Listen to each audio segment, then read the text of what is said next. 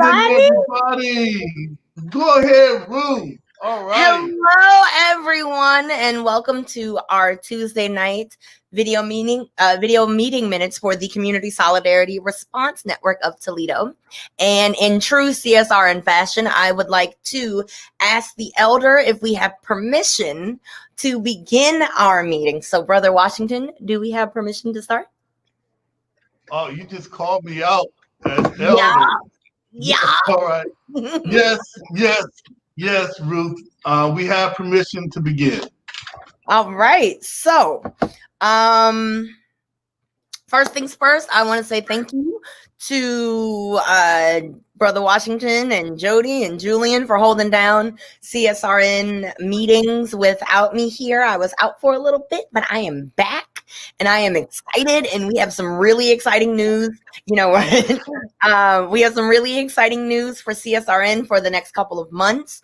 And I'm actually going to toss it over, though, to Brother Washington because he has some pretty awesome stuff coming up as well.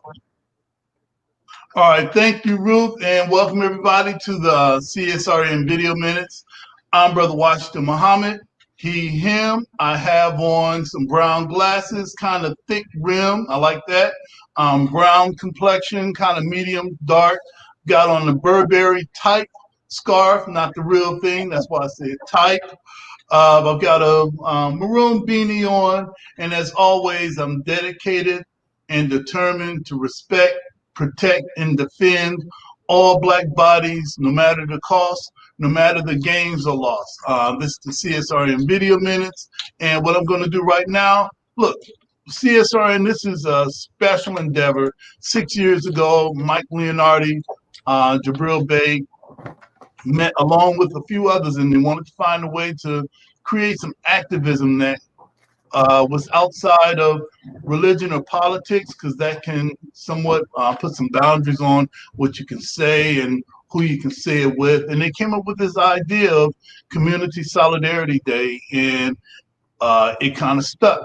And here we are 6 years later. So if you see Mike Leonardi on Facebook, like or follow him. If you see Jabril Bey, like or follow him. But with Jabril, follow him at your own risk.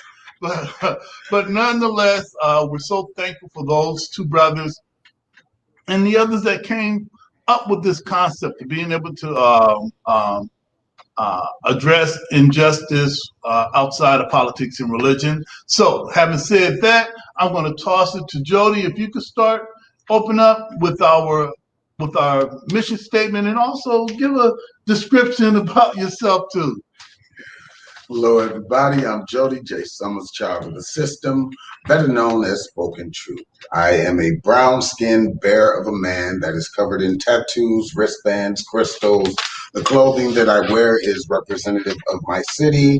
The shirt that I got on is the Sankofa shirt, one of the initiatives that we help foster and still do, even though we don't meet. It's the idea that you can never kill, not the organization. My pronouns would be him, he, or we, and I am the current and acting treasurer for the last 6 years. Very happy to have the job. So this is our mission statement. We are the Community Solidarity Response Network of Toledo, formed on November 25th, 2014, the day after that it was announced the killer, a Ferguson, Missouri police officer, of Michael Brown, an unarmed teenager, would not be indicted. We bring awareness to the injustices experienced by Black men, women, and children who are disproportionately murdered, attacked, provoked, and harassed by law enforcement. Police brutality has to end. We bring awareness to the fact that most often police brutality goes without consequence and accountability. Police impunity has to end. We utilize the tactics of protest, civil disobedience, event destruction, and citizen advocacy to give voice to those that are otherwise voiceless. We facilitate progressive community-based events that help foster self-development, and we discuss measures to hold leadership accountable to their sworn duties be they politicians, clergy, law enforcement, educators, etc. We want justice, equal justice under the law. We want justice applied equally regardless of creed, class, or color. For all lives to matter, Black lives must matter. And injustice anywhere is a threat to justice everywhere. Reverend Dr. Martin Luther King Jr. Slam my staff here. All right. Thank you, Jodie.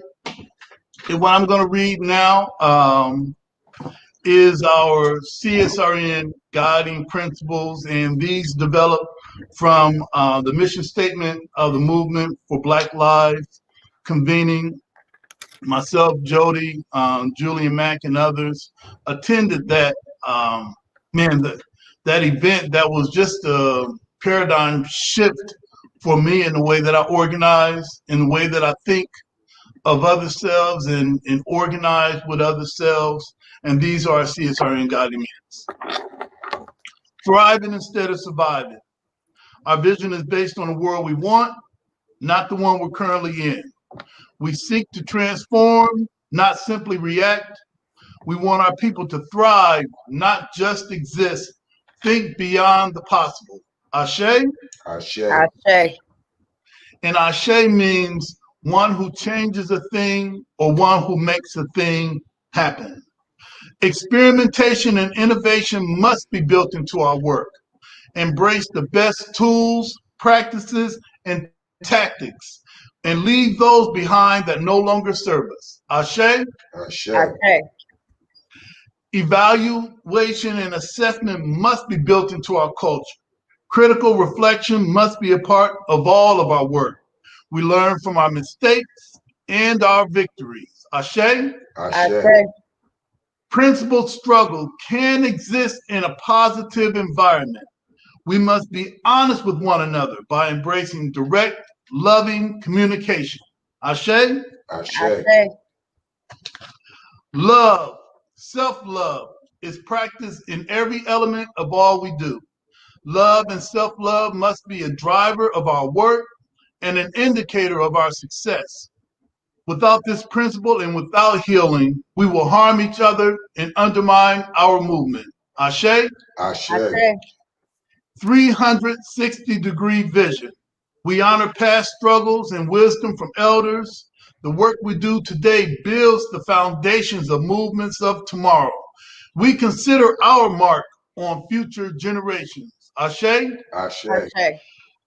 Self-care means we build resilient spaces by budgeting time, energy, and resources for healing.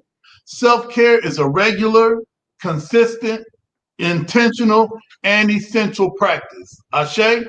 Ashe. The most directly affected people are experts at their own lives and should be in leadership at the center of our movement and telling their stories directly. Ashe? Ashe. Ashe. Training and leadership development must be fundamental. Our movement must constantly grow and leadership must constantly multiply. Ashe? Ashe. Ashe. All Black lives matter. Queer Black lives, trans Black lives, formerly and presently incarcerated Black lives, poor working class Black lives, differently abled Black lives, Black men and women lives, immigrant Black lives, Black elderly and children lives. All Black lives matter and are the creators of this space. We throw no one under the bus. We rise together. Ashe? Ashe. Ashe. Hey, Ruth, we're going to go ahead and get started. A part of our meeting today, I want to really address mental health treatment. And when we talk about mental health and treatment, it's not automatically that you think that you're going to be medicated or confined to one space. So treatment, mental health does not mean that it's an automatic medication and an automatic committal to some residents.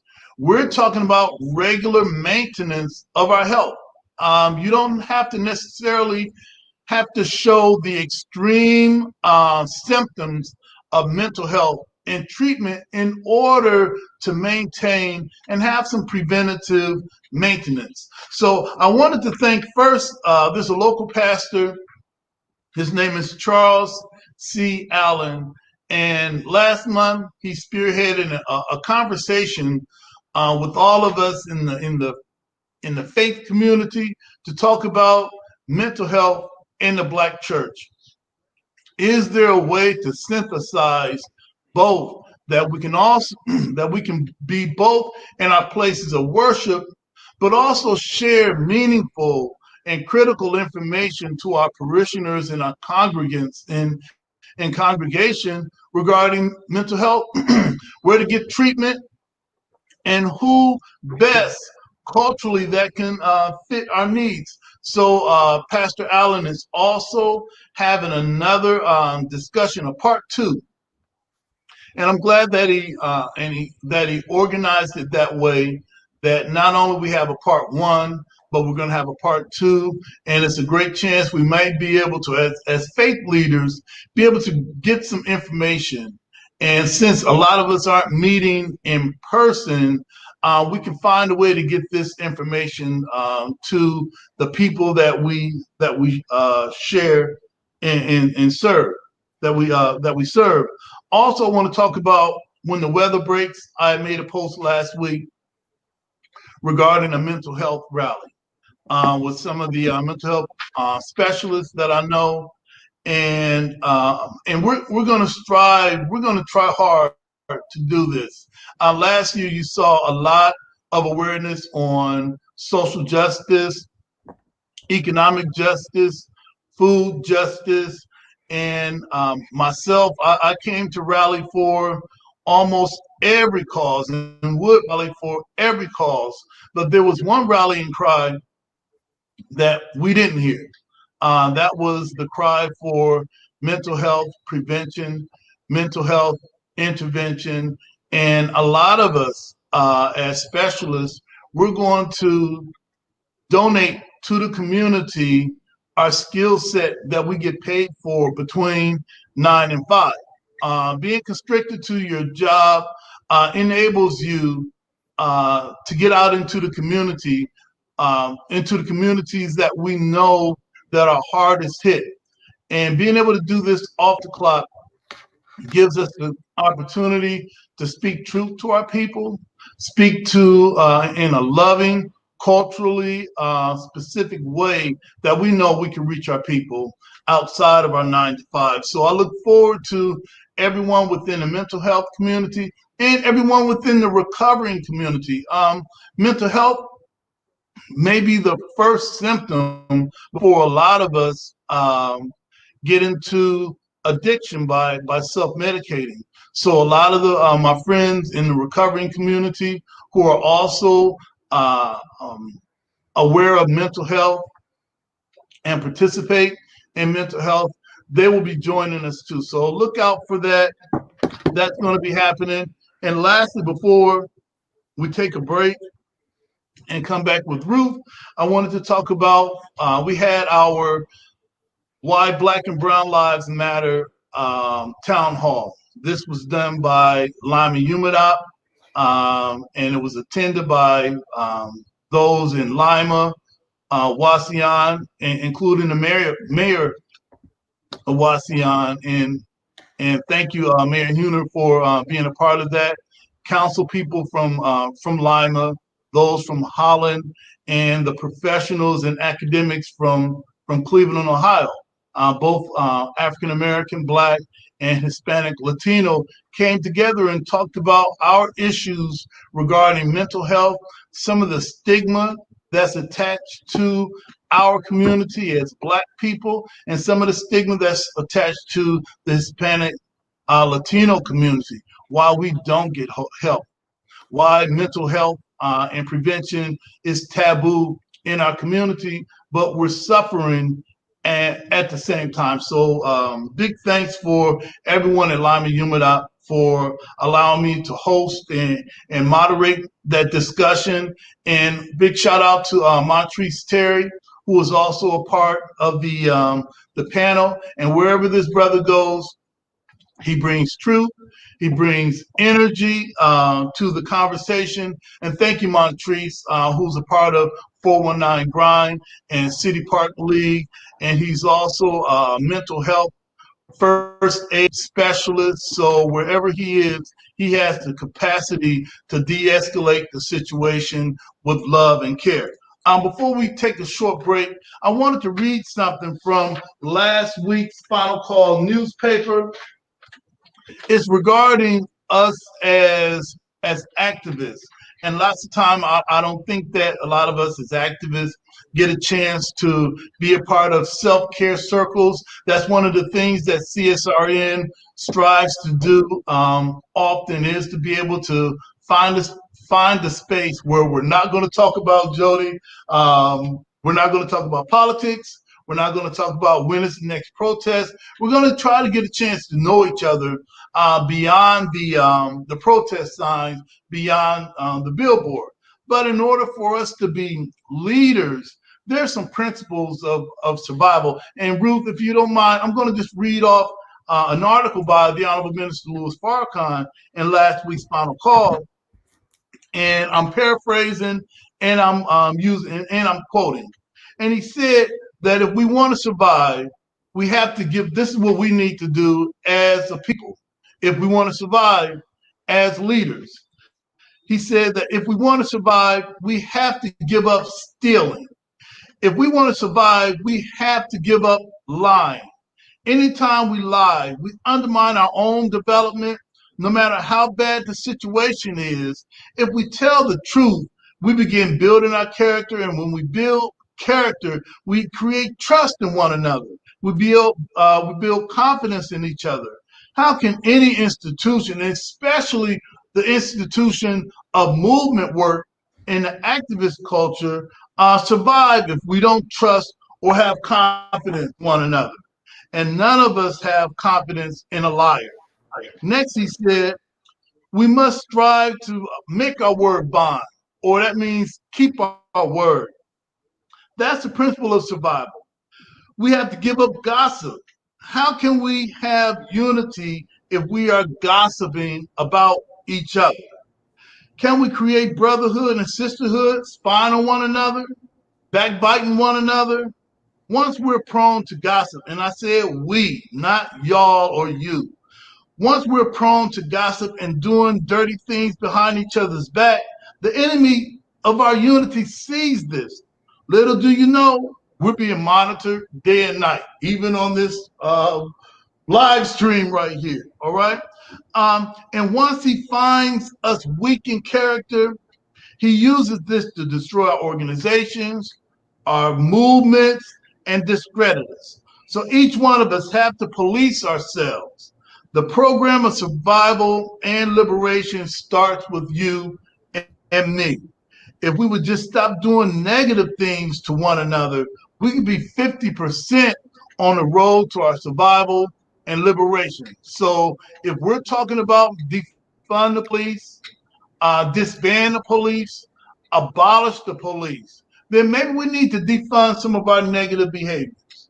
Maybe we need to abolish the lying that we do to one another, and maybe we need to disband from unhealthy habits and unhealthy people. And lastly, he said, and thanks, Ruth, for having me read this. This really touched me, and I wanted to talk to all of our leaders, because everybody's a leader. He said, lastly, every leader, teacher, imam, every scholar must recognize that we have to stop being hirelings and being good shepherds. So what's a hireling? A hireling is one who does what he does for money.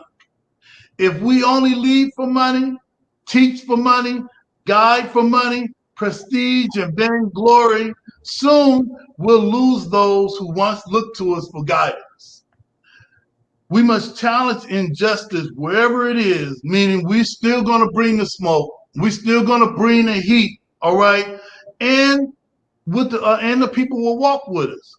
but we have to start by willing to make that sacrifice ourselves. So this battle that we're fighting on the outside, there's a bigger battle, Ruth, Jodie, that we have to fight on the inside first. So that goes to leadership. Hey, that goes to mental health. Hey, this is a protracted struggle. We're going to be doing this for a while, Jodie. Yep. We're going to be doing this for for a while, Ruth and Julian. So we have to bolster ourselves with some solid principles that will keep us here, that won't have us flame out after 1 year, 5 years, or 20 years. All right? So, Ruth, thank you. Thank you. And you can find that and more within the Final Call newspaper. And hopefully on one of our commercials, you'll see the Final Call newspaper, which is this week is American Mayhem. You all know what we're going to talk about, all right? Well, Ruth going to talk about it. I'm going to listen. So, hey, and our tech team, production team, behind the scenes, if you could take us to commercial, and we'll come back with the lead of our administrative corps, Ruth Leonard. Thank you.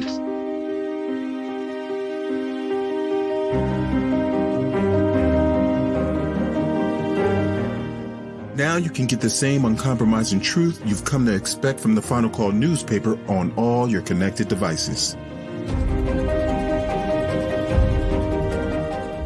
Subscribe to the Final Call Digital Edition today. Go to subscribe.finalcalldigital.com.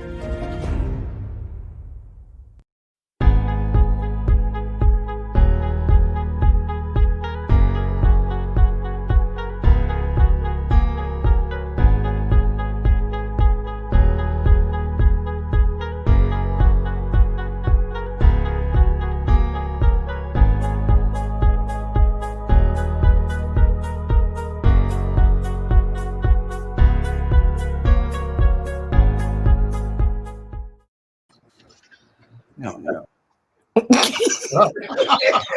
We gotta work on that comeback. We gotta. Oh my gosh! Look, Ruth. Next week, we're gonna work, and we love you, CSRN family. If you're watching, put something in the chat. Thank you for joining us. But we gotta do something with our comeback. Hey, listen, this is CSRN Video Minutes. I'm Brother Washington, along with Jodie Summers, Child of the System, Tears of the Wounded, Let's Eat, That's a Meal, all of that, he, him, and they. Hey, listen, we're going to segue right now, if it's okay, with the lead administrative corps, Ruth Leonard, to come and talk about what's going on in the community, what went down last week, and why that's that, and why we do what we do. Hey, we do. Ruth, if you could take over right now, and we'll fade to the back. Alrighty. Well, hello everyone, and I apologize for not giving a description of myself. I am a dark brown sugar complected woman. I'm wearing rose-colored glasses. My hair is in very small purple micro braids, and I'm wearing a cable knit mustard yellow sweater. So a few of the things that we are going to discuss this evening while I have you here. Thank you to everyone who has tuned in. We are actually going to start on a macro level and work down to a micro level. So from the macro sense, we are looking at the nation as a whole and the changes that need to be made in order to certify that our freedom and our dignity is held intact. So we all know what happened last Wednesday with the attack on the United States Capitol. It is known as the People's House, and the Proud Boys, the white supremacists, the Nazis, the Nazi sympathizers, the Klan, all of them rushed through the gates with the aid of many police officers, some of which who have been identified, some of which who have been fired, but many of which who will continue to work within the system in order to ensure our disrespect and our lack of dignity whenever they have the opportunity. Now, when you look at what happened at the Capitol, you have to realize that this was the vote to ensure that President-elect Biden had enough votes in order to be considered, in order to be elected President of the United States. Now, if you look a week before that, we saw that President Donald Trump actually had called to, I believe it was the governor of another state, in order to try to convince them to find 11,780 votes, something like that.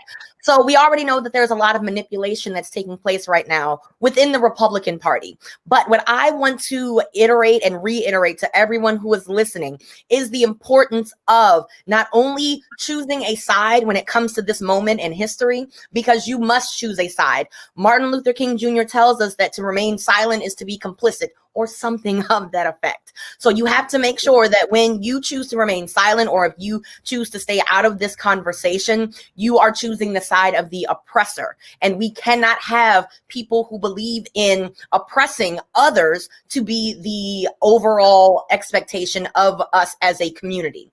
Now, when you look at Congress, we see that you have the House and you have the Senate. And right now, one of the things that I have been very, very, very passionate about is the fact that when it comes to the games that Republicans play, they often play for the long game. Okay, you saw how Donald Trump led his defense, or his offense. I don't know football that well, but he led his attack against the Democratic Party to the point of making sure that democracy and Democrats were seen as the enemy well before he decided to run for election. Now, when you see within the Capitol, you have the House and you have the Senate. We are right now, for Ohio citizens, we are looking at a potential run against Rob Portman in 2 years. Now, Rob Portman is the Republican senator for the state of Ohio. I believe he's a junior senator. And then you have Sherrod Brown, who is the Democratic senator for the state of Ohio. What I am imploring every single person who watches this, rewatches it, shares it with anyone, I need you to go and look at Sherrod Brown's record and look at Rob Portman's record and see which one you find the most similarities with. Now, I personally find the most similarities with Sherrod Brown's record, with how he chooses to engage with his constituents, where he chooses not to hide from constituents for years. It has been years since anyone has seen Rob Portman outside of very strategic events that he has held. So we need to look right now at who we can run against Rob Portman. And the thing about Rob Portman is that he is backed by the Koch brothers. And if you know, the Koch brothers are definitely for the degradation of Black and brown people. So right now, even though the election isn't for 2 years, start looking at who you think would be a good candidate. Whether or not you think that you could run for Senate, whether or not you think that you could run for any of these offices. Everyone has some sort of gift. And if your gift is political savvy, then you definitely need to look into running. Taking it back a bit, we have lots of meetings that are coming up with city officials. Of course, we have the mayor's police commission that has been going on since the May 30th. Riots, if you will, since the May 30th event. I believe that they have a meeting scheduled for the subcommittee members. So not everyone, not the entire 39 people who are involved, but with just the subcommittee members. I believe that meeting is coming up next week. So I will be sure to let you know if there is any forward movement, or even when the full committee will come to meet together again. Once again, this group has been in the works since May 30th. And as a whole, we have only met 3 times. Now, that's not to say that nothing has come out of this. There definitely was the Right to Know Act, where police officers in Toledo have to give a card that bears their name and badge number. But there is so much more work that needs to be done. Things like the Civilian Review Board, to make sure that police officers are held accountable when they are outside of the realm of police work, when they are exercising their rights in a way that is dangerous or infringes upon the freedoms and the rights of citizens. Another thing that's coming up this week is the Citizens Review Board. Now, this is different. The Citizens Review Board is different than the Civilian Review Board. This review board will take place this Thursday, and it's actually with the Lucas County Commissioner Byer and Gherkin. And it is the Criminal Justice Reform and Racial Equity meeting. Now, I'm not sure what the outcome of this meeting will be, but I am going to go in with best intentions. I do plan to go in with an open mind, but I am not here for any nonsense. I have gone to enough meetings where it's just a meeting to have a meeting. So I am expecting for there to be some forward movement and progress with the fight that we are currently in. The last thing, or I actually have two more things. So thank you so much to Kristen. I'm sorry I'm blanking on your last name right now, but she decided to use her birthday to make an opportunity for people to pledge donations to CSRN. And so we've already received so many donations on behalf of you. And so thank you so much and happy birthday. We love you. We love you. We love you.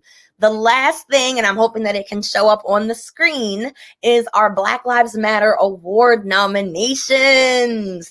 They are now open. And we are so excited because we are actually taking it outside of just Toledo. So what we wanted to do, in past years, we've done it with Toledo change agents. Then we did it with students, and then we went back to Toledo change agents. But we wanted to make we wanted to make a global declaration to all of the men and women who have been doing the work in the name of Black Lives Matter. And so, as it is with every year, we are focusing on Black men and women, non-binary folk who are doing the work, who are putting themselves out there, who are making the sacrifices, who are making it so that it's a little easier to wake up and be Black in America. Because we all know that sometimes it's easier than others. So if you are interested in nominating anyone for a Black Lives Matter award, the petitions are now open. Alrighty, you can go to csrntoledo.com and you can see the link. It's just a very simple Google Doc, and all it is the name of the person and why do you think they should be nominated, and we will take it from there. So we are so thankful to any and everyone who has supported us in these past 6 years. We are so thankful to any and everyone who has supported us through our work in the Black Lives Matter movement. We're so thankful to everyone who has shown up and shown out for us. Whenever we ask, we know that whatever we dream up, it's possible because of the love of our community. And with that, I'm going to volley it right back over to Brother Washington. Thank you, Ruth. Hey, listen, before we take another short break, because we want to bring back Jodie to talk about Shoutouts and Solutions, and he also has a few other things that he wants to share. We talked about mental health earlier, and I wanted to put this this hotline number on the screen. I think I've got it. I've got it here. This is if you're having anxiety, depressed, or stressed. Call this number, 866-712-4401. We have operators on standby. After I get off this call, I may be one of those that will pick up the phone, talk to you about what's going on with your day, and go over some simple techniques from controlled breathing to some positive affirmations, maybe some visualizations, maybe read a couple of good news stories, or just to ask you to back up off of Facebook for a few hours. Also for our Hispanic and Latino community, if you're having anxiety, if you're having stress or depression, because we're one family. All right, we're one family. Just call us, 866-712-4401. I may not pick up the phone, but I'm trying to brush up. I just downloaded Babbel, Jodie. I'm trying to do something different in 2021. And language is also a barrier. And as we continue to revolutionize social justice and the way that we do it, we may need to get another skill set regarding our language. A couple other things, Ruth. When you come back, Ruth, hopefully we can talk about how people can support us. You know, if you log into CSRN.com, you can see our Black Lives Matter signs. During the summer, Jodie and I, Julian and Ruth, and many others were on Black Lives Matter Boulevard, which is Bancroft in Detroit. We had our signs, we had a billboard there. This helps us do what we do. The signs are $10 each, and you can be very popular on your neighborhood. So just log in to CSRN.com, purchase a couple of signs. Jodie or myself may bring them out to you. And also, which is not on our site yet, but our novelty, Defund Toledo Police, all right? Get yourself a Defund Toledo Police sign.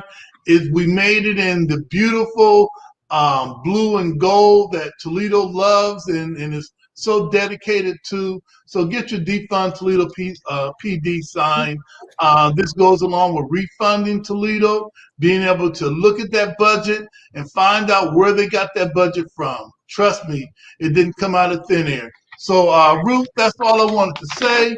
Thank you for allowing me to add that little part on. So if you want to take a short break, we can come back with Jodie with solutions and shout outs. CSRN Video Minute. Hey, I'm Dr. P. Not only am I a leadership coach, I'm a change agent and I'm a race scholar. I've used my study of race to dismantle systems and organizations, but I also use that to help you as the individual become a better leader for your families and for your community.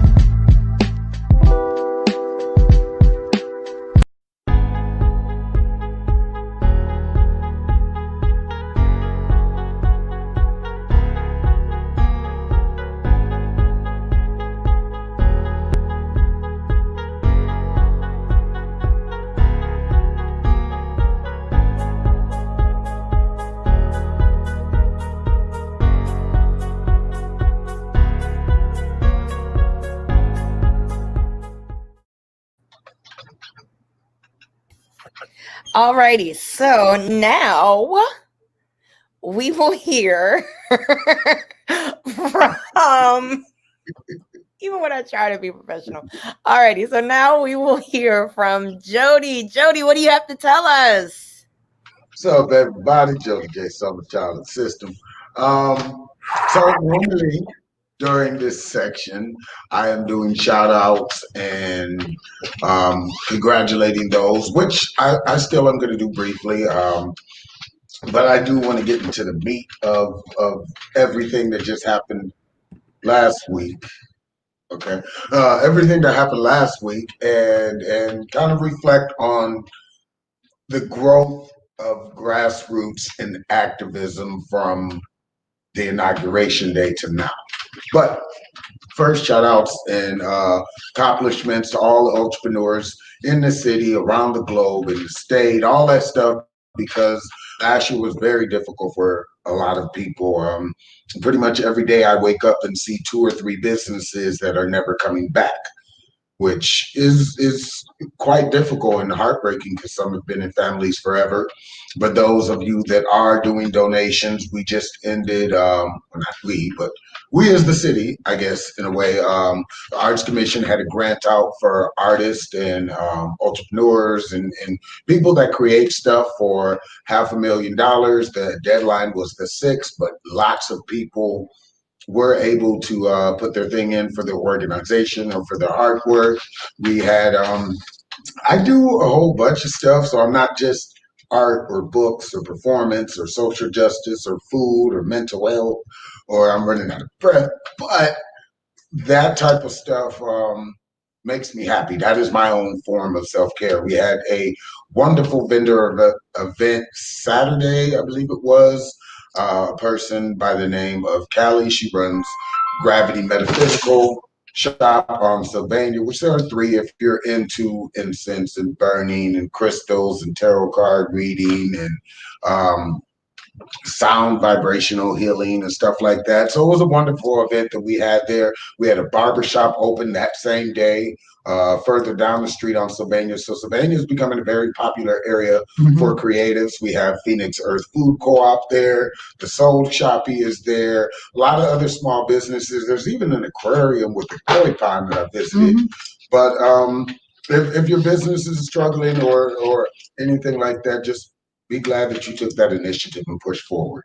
If you do something in the arts, if you do something as far as merchandise, be sure that you just keep your head up, because a lot of people are watching you that you may never know. They may not like your social media post. They may not get on to things that you may like, but they may know somebody else who does. So just keep doing what you're doing. Keep your head up, as Tupac said. And now to the meat of kind of this thing that I wanted to talk about. I myself am not the most eloquent person.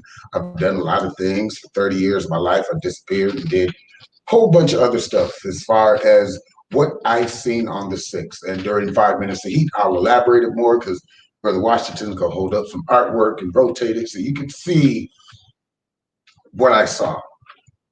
A lot of news stations are focusing on some things and more racial stuff. For me, thank you to all the grassroots organizations and stuff that's been fostering since Inauguration Day for kind of staying out of it, taking that moment to take your own mental health and prepare and strategize, because what we do is for our communities, because somebody was treated unjustly. This was different.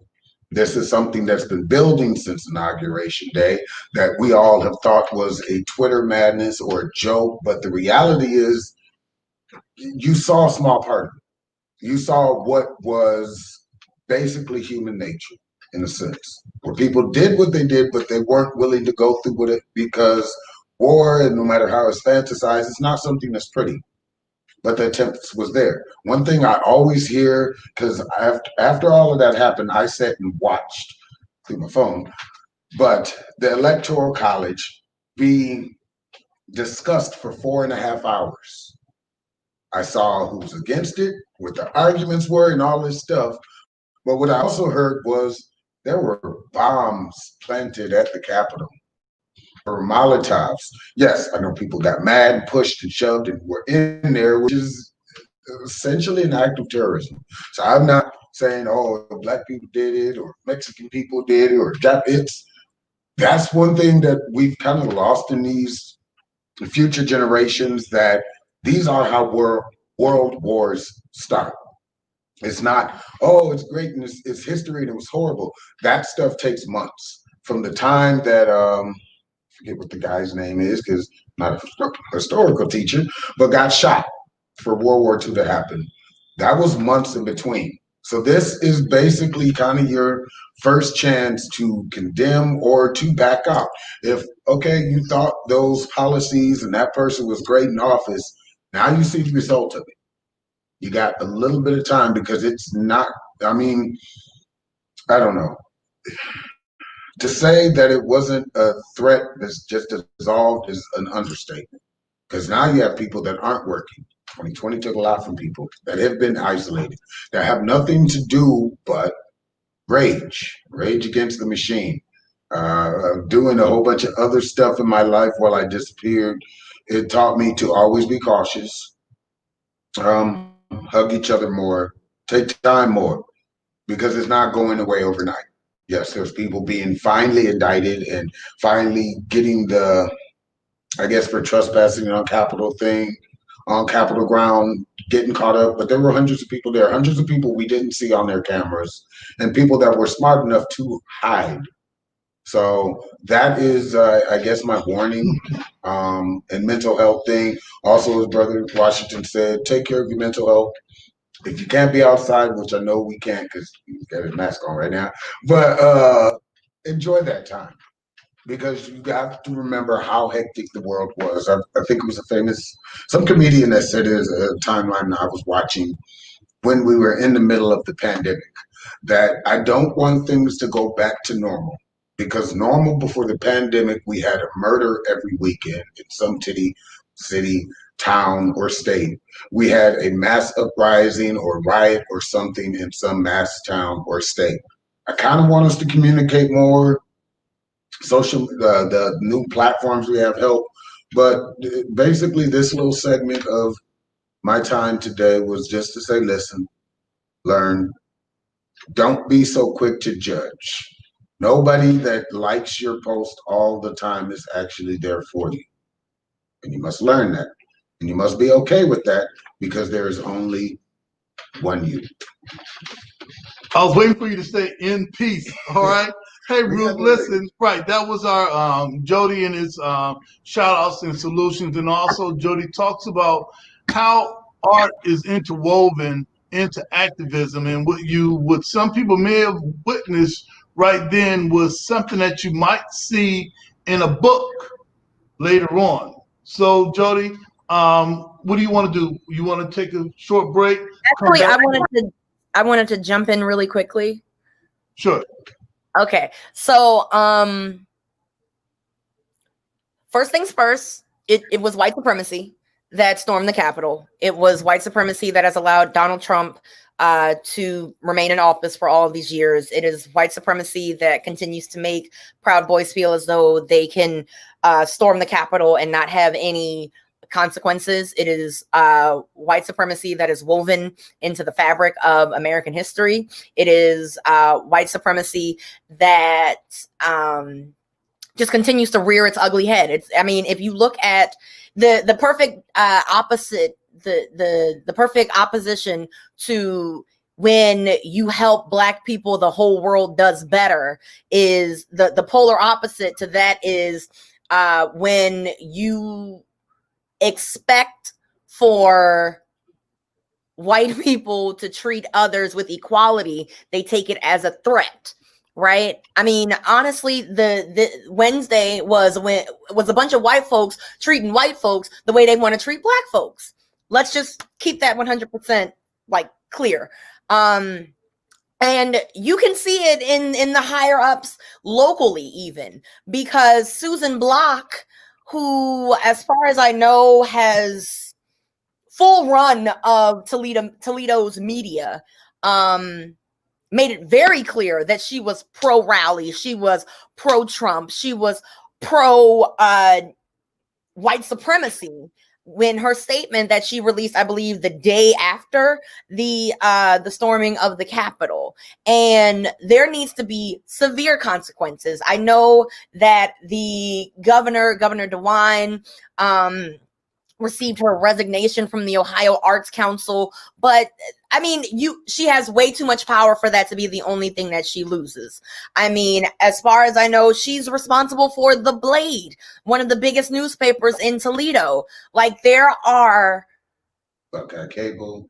There are so many opportunities to hold her accountable in a way that the people can benefit. And I'm talking about things like there needs to be free quality internet for everyone. There needs to be the people who work at the Blade who had to fight against her because of her actions and are removing their names from the byline. People at the Blade need to get a raise. I mean, look at this. No peace, no unity, no concession, no legitimacy to a stolen election. Okay, first of all, that rhymed, but I'm not going to talk about that. There are 70 million Trump supporters who will not fall in line. There will be no quote unquote healing. We will drag this illegitimate president and his VP and also she spelled that wrong. All of the Democrats through the same blank they dragged President Trump and his supporters through for the last 5 years. No, miss. No, miss. Let me make this very clear. And I speak right now as Ruth Leonard. I speak right now as the administrative lead of CSRN. I speak right now as a Black woman who lives in Toledo, Ohio. All of this yakety yak that you're talking right now about how people supported, how people treated Trump and his supporters for the past 5 years. Well, it's been 100 times worse for Black people in this world. It's been 100 times worse for Black people in general. So the fact that she can stand on this bully pulpit while still remaining in her position at the Toledo Blade, where they're fighting against her, while still remaining in her position at Buckeye Cable, while there are too many children who are out here who do not have adequate access. There are too many families who do not have access to the news because they don't have internet and they don't have cable and they don't have this, that, and the third. It's time to start holding these people accountable. We talk about how much we want to make sure that the people who rushed into the Capitol are held accountable. There also needs to be that same accountability for the people who are benefiting from these practices of white supremacy. My last point, and I think this goes without saying, but I realized it, I want to say earlier today. I don't know why, I just clicked in my head.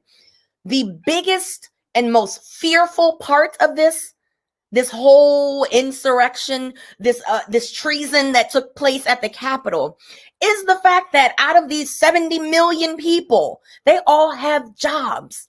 So when we talk about white supremacy in the workplace, it's not always like the nooses that get hung. It's not always having the N-word scribbled across your car. It's not always those overt practices of white supremacy. We have to look at when you have people in positions of power who work in HR, who work as managers, who work as the heads of departments. And you can see them supporting the same rhetoric as Donald Trump, and you don't think that it affects you. All of these people have jobs on some level, and they are holding their belief that Trump is the one true calling of a true political electorate. And they are using that to cause havoc and to cause chaos on the lives of Black men and brown men and Black women and brown women and trans folk and non-binary and Muslims and every single person that Donald Trump has attacked. They are doing the exact same thing. So be very careful and be very mindful. And also, Susan Block, we coming for you. We'll be back.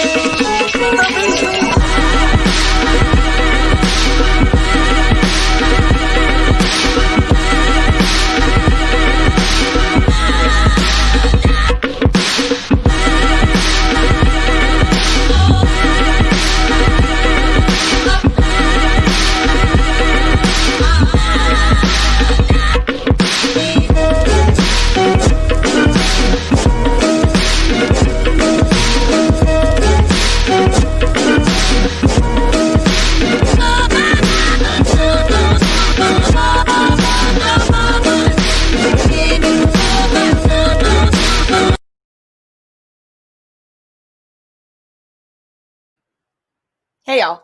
All righty. So, Brother Washington. Hey, look, Ruth, what we're going to do, we're going to kind of wrap up your last words, anything that I didn't mention, and then we're going to start with our 5 minutes of heat. 5 minutes of heat is going to start today with some artwork that Jodie has. So I'm going to go over a couple of things that I didn't mention. All right, I'm going to hop out. All right. All right, listen, everybody. Last year, we were fortunate enough for the first time in Toledo to raise the red, black, and green flag at Government Center. That would not have happened the way that it did without Willie Perryman and without our brother Ray Wood, who was at that time the president of the NAACP. We had attended the NAACP meeting in late January of 2020.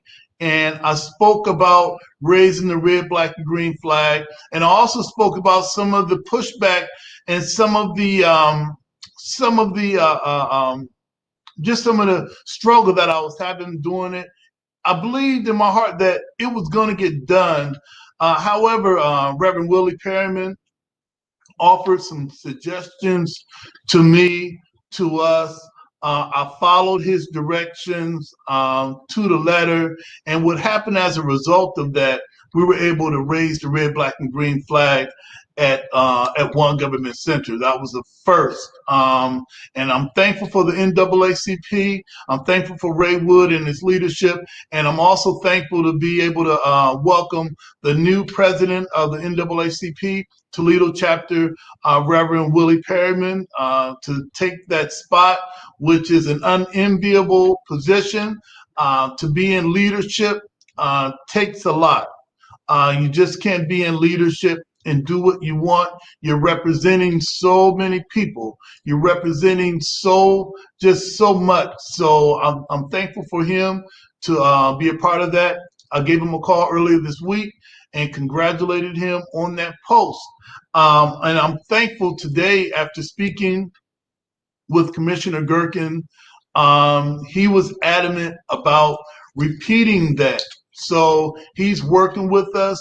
So be it the will of the universe and be it the will of God, we will have the red, black, and green flag raised high at one government center.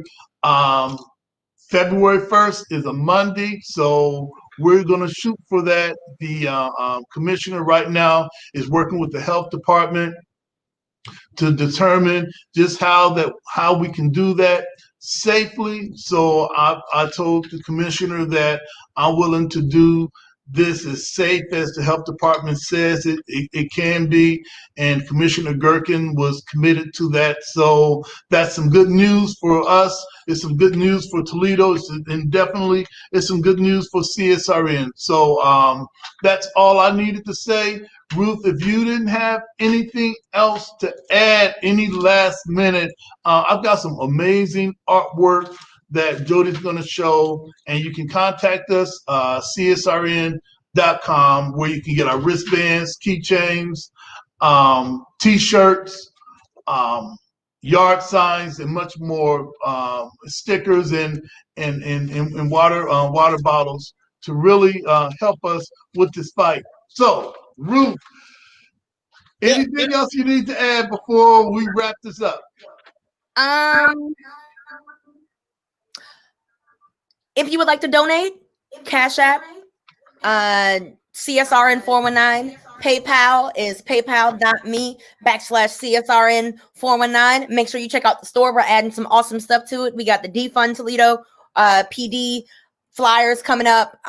We have Jodie's posters that are coming up. If you click on Shop CSRN, you can see that we have the wristbands.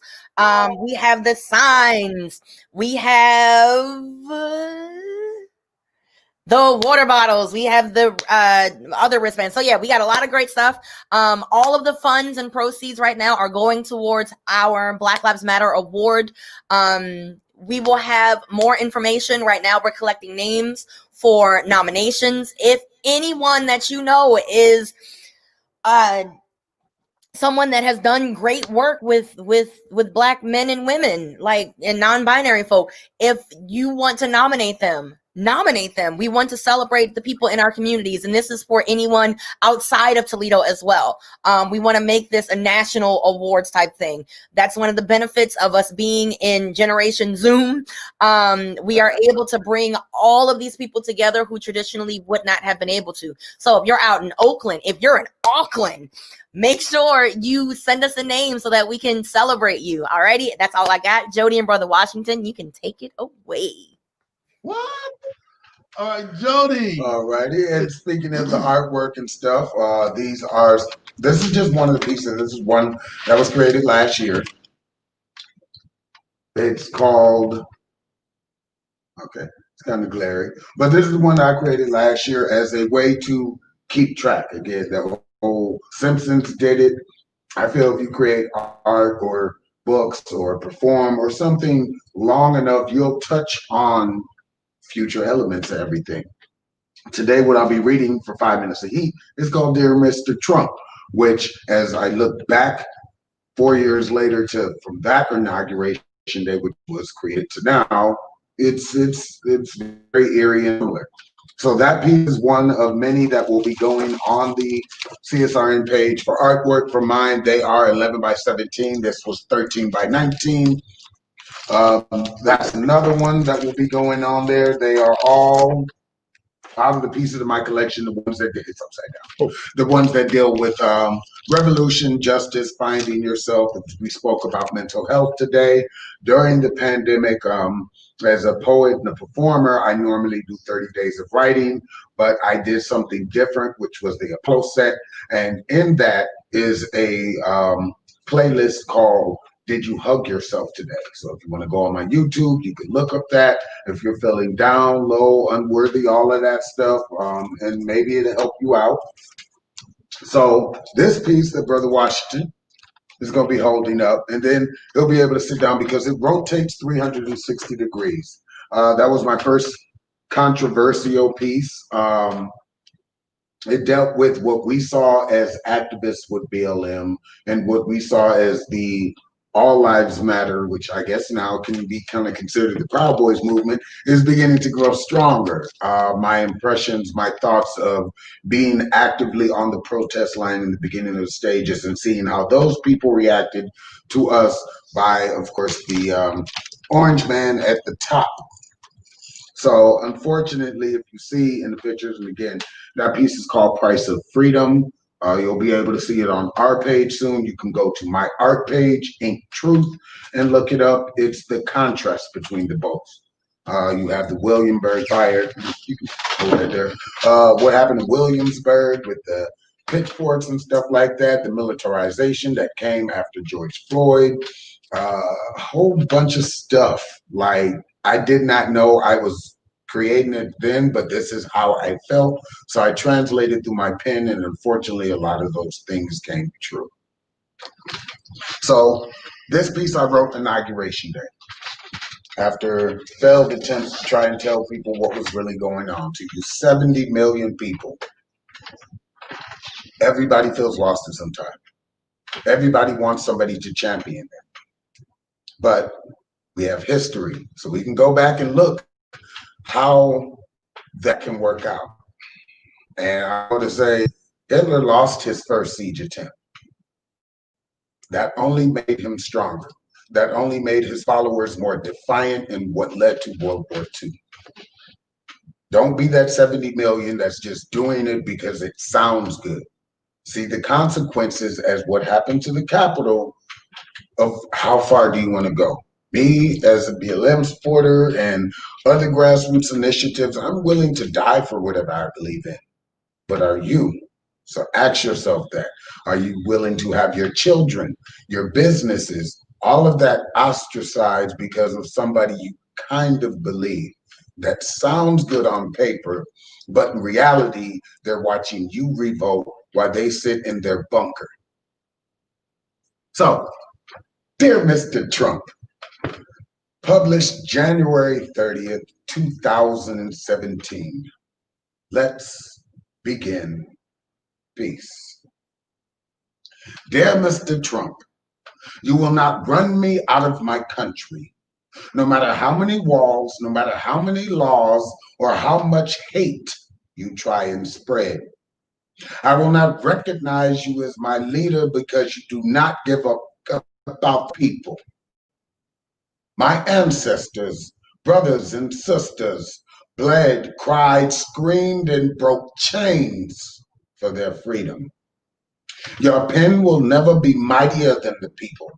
The ink is all dried up and watered down from the tears of investment bankers and brokerage loans. The parchment you choose to write your broken bills on will never be accepted in my home. It's not even good for firewood because it's been treated with prison loans, pipeline disasters waiting to happen, did, budget cuts for the rich, medical nightmares for the poor, and immigrants afraid to leave their homes. Dear Mr. Trump, the people are not a commodity for you to do as you see fit with. You cannot file us into bankruptcy or offshore accounts. We are not numbers to crunch or lawsuits to evade, and we are not your bottom line to adjust. We are people, human beings, souls. We are the life force of this country, and if you push us, There will be no Secret Service, no wall you can build, no constitutional mandate you can create, nor any sign you can make up that will keep us from finding you, leaving behind nothing but spray tan imprints, scattered strands of hair, and a few hateful, inaccurate Twitter lines. So, Mr. Trump, please straighten up and please stand in line. The whole country is watching you. We know where you live. The bunker is where you may try and hide. And even Air Force One can't fly that high to keep you in the sky when the country decides it's time to say goodbye. Much love. Sleep tight, POTUS. In peace. And that is from this published book, which you can find in your local library. Child of the Athlete promotion. Right. Child of the System, my second book that came out and was released last year during the pandemic. And thank you for listening. All right. And for closing out with our solidarity pledge, Ruth, did you want to close out with the solidarity pledge? And we forgot to snap our fingers after Jodie wraps up the 5 minutes of heat. And thank you, brother, for bringing it. I think we might get a visit from the Secret Service, but hey, it is what it is. It is what it is. It is what it is. All right. Hey, if raising the flag on government property, which we did last year, is historical for Ohio, didn't do it, then I don't know. Right. They got some other people to worry about right now. Okay. They may be under manpower. All right. Hey, we'll bring it. All right. Bring it on. All right. Alrighty, so we close out all of our meetings, all of our events, all of our gatherings with the Solidarity Pledge, and it is our pledge that we say to ourselves, from ourselves to each other, and it is simply our pledge to continue to fight the good fight until we see each other again. So please repeat after me. Everyone say, I. Your name. Brother Washington. Pledge to strive. Pledge to strive. To love my brothers and my sisters. To love my brothers and my sisters. As I love myself. As I love myself. I. Say your name. Brother Washington. Pledge to strive. Pledge to strive. To study to improve myself. To study to improve myself. Spiritually. Spiritually. Mentally. Mentally. Morally. Morally. And physically. And physically. For the benefit of myself. For the benefit of myself. My family. My family. And my people. And my people. I. Say your name. Brother Washington. Pledge to strive. Pledge to strive. To be a part of the solution. To be a part of the solution. The process. The process. And not the problem. And not the problem. I. Say your name. Brother Washington. Pledge to strive. Pledge to strive. To give all that I can spare. To give all that I can spare. Of my time. Of my time. My strength. My strength. And energy. And energy. To achieve. To achieve. The above said. The above said. I'll give yourself a round of applause. Great job. Great job. Thank you to our CSRN producer. That's right. Great job. Keep him in the back. All right. Yes. Hey. All right, guys. All right. America too is coming soon. Right. Okay.